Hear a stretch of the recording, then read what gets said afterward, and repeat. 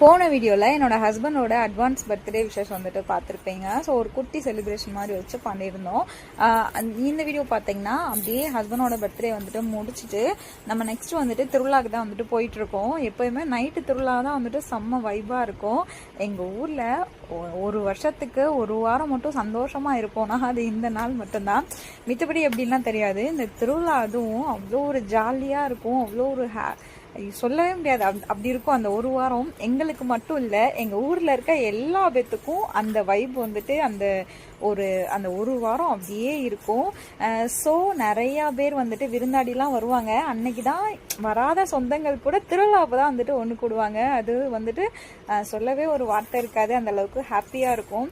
திருவிழா கடையுமே வந்துட்டு முன்னாடிலாம் வந்துட்டு திருவிழானா அதுக்கு நாள் தான் வந்துட்டு கடை போடுவாங்க. ஆனால் இப்போ அப்படி இல்லை, இன்னும் ஒரு வாரம் இருக்குது. ஸோ அதுக்குள்ளேயே வந்துட்டு கடைலாம் நிறையா வந்துருச்சு.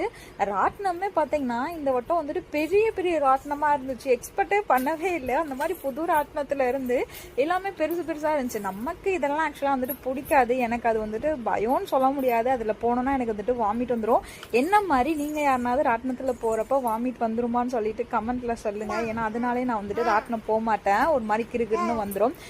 என்னோட பாப்பா வந்துட்டு பார்த்தீங்கன்னா இந்த ராட்டினத்தில் போகணுன்னு சொல்லிட்டு ரொம்ப குஷியாக இருந்தாங்களா, அதனால அவங்க அப்பா வந்துட்டு கூட்டிகிட்டு போனாங்க. அது போக வந்துட்டு அவங்க சித்தியுமே வந்துட்டு போயிருந்தாங்க. ஒரு பேத்துக்கு 100 ரூபாங்க. இப்போ கொஞ்சம் ஜாஸ்தியாக தான் இருக்குது. சரி, ஓகே, அவங்களுக்கு இந்த டைமில் தானே, அவங்களும் கொஞ்சம் பாவம் தானே.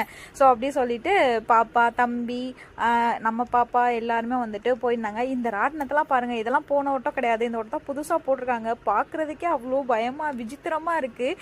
மேலே போயிட்டு அந்த இடத்துல சுற்றுது. இதெல்லாம் எப்படி போகிறாங்க அப்படின்னு தெரியல. அதுக்கப்புறமா பாப்பா, அவங்க அப்பா, அவங்க சித்தி எல்லாருமே போயிட்டு அதுக்கப்புறமா வந்துட்டாங்க.